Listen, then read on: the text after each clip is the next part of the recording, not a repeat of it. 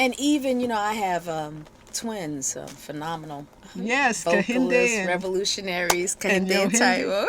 Yohinda, and they're beautiful. And they are like night and day. Even twins have a Are they fraternal or identical? No, they're identical. I thought so, and because I couldn't tell them apart. People think we're triplets when we walk down the street. But in terms of their personalities and everything, they are very, very different. And we spend a lot of time looking at the visual differences between people, of course, and making our stereotypical, judgments to that, as opposed to looking into and inside people. Yeah, and judging a book by its cover. That's right. Basically. And the most important thing about people is the things you can't see, how they think. Their character. Their integrity. Their honesty. Their honor. Things and that honesty. Words we rarely hear in this culture. Honor and integrity, respect. All that good stuff. Yes. And love. And love. Are they loving? Are they loving? Crucial. And for the most part, we are taught in this culture, you better not love yourself. Because if you love yourself, guess what? I can't sell you anything. And then where would consumerism be if you don't think that you're inadequate? So if you don't think that something's wrong with you, I can't sell you anything.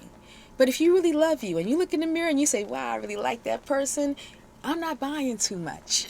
Right. And the cosmetic surgery and all that fashion faddism is out the window. And this country is going to go down the tubes. And consumerism is eating us alive, isn't it? Yes, but it's the only thing keeping America alive. That's the irony of it. Because the minute we stop buying, the house of cards. We make a revolutionary change. This December, don't buy anything. The country will not make it. That's why they have to get you into that consumerism spirit as soon as possible. Right.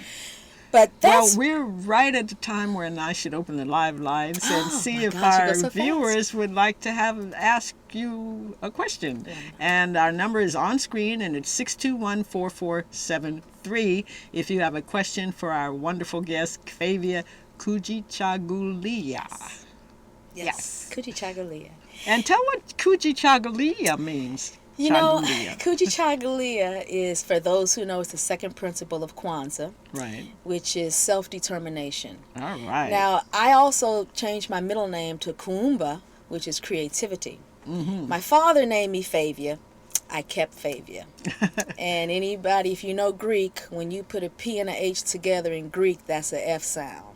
Phavia. Right. But I kept Kuumba and I kept Kujichagulia specifically because Marcus Garvey was always talking about identity.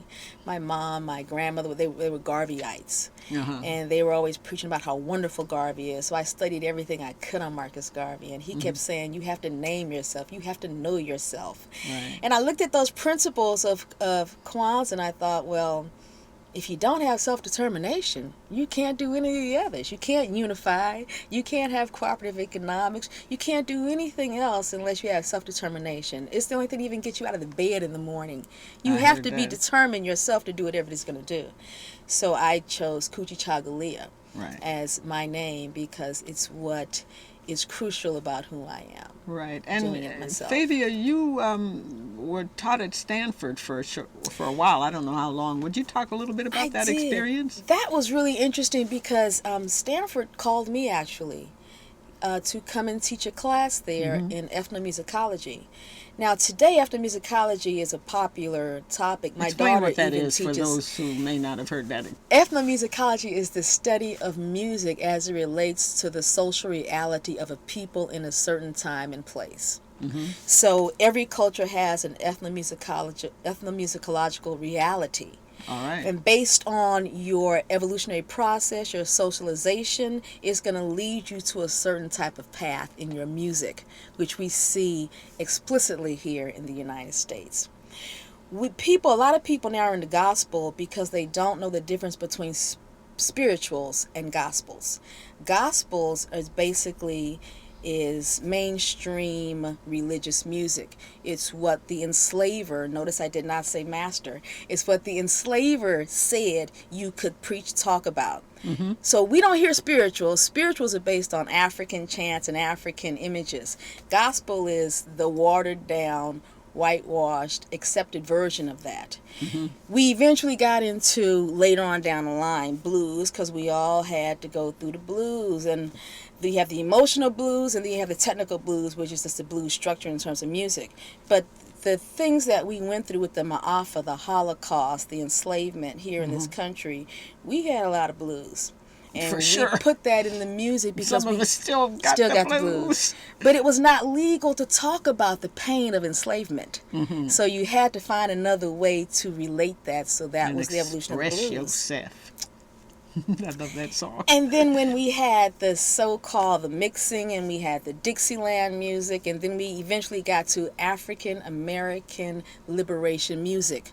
Most people call that jazz. Today it's called jazz. Initially, jazz was a derogatory term, J-A-S-S. It meant S-H-I-T. Oh. Stop all that jazz. Remember that? Cut out all that jazz. Oh, okay. But eventually it was turned around, and now we don't know that. Now we just call it jazz because it is African American revolutionary music.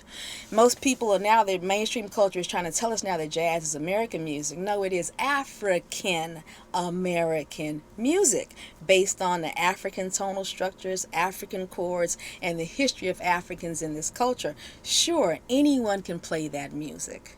Right. However, the evolution of that music, the process by which it developed, is unique to our existence and evolution in this culture. Right. Ethnomusicology. Just like most Latino music is.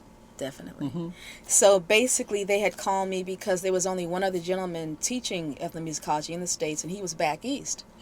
So they brought me down to teach ethnomusicology, and it was just... And you taught another subject there, I believe. And African civilizations. All right. It was wonderful. And how long did you stay? I was there for 2 years. All right. And then I went to a school called World College West, where they had international students come from around the world to study at that school.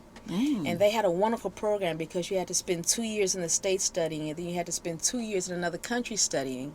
But whatever you studied had to be based on environmentalism. So it couldn't be for profit, for the pure spectacle of consumerism. It had to be about improving the quality of life on the planet, which is why I loved that program. I heard that. And it was really interesting because I had one student there who was always so eager to promote the wonders of slavery and how slavery was such a wonderful thing. And I spent a lot of classes keeping the rest of the students away from him, trying not to jump on this guy. Ooh. And I didn't find out till way down in the course of the semester that he was born and raised in South Africa.